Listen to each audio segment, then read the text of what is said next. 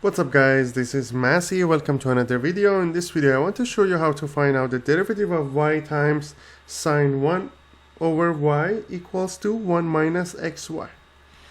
So how to do it? dy over dx. Here we have y times sine 1 over y. We need to use the product rule. It's going to be dy over dx times sine 1 over y plus y times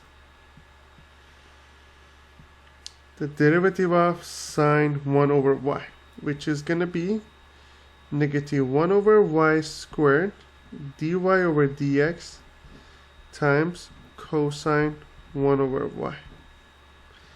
And that's going to be equal to derivative of 1 with respect to x, which is going to be 0, minus derivative of xy, which will be y plus x times dy over dx. We had it many times. X times y, we need to use product rule. Derivative of x is 1 times y plus x times derivative of y. That's why you see it here. Now, for simplification, we have sine 1 over y dy over dx minus y over y squared times cosine 1 over y dy over dx equals to negative y minus x dy over dx. I need to move this one to the other side, so we have sine 1 over y dy over dx minus 1 over y times cosine 1 over y dy over dx plus x dy over dx equals to negative y.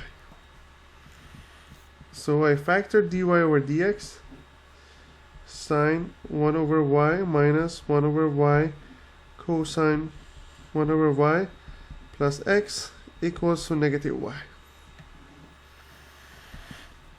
So dy over dx equals to negative y over sine 1 over y minus 1 over y times cosine 1 over y plus x. That's going to be the final answer. I hope you enjoyed this video. Please leave me a comment if you have any question, and I'll get back to you as soon as possible. Thank you for watching and have a great day.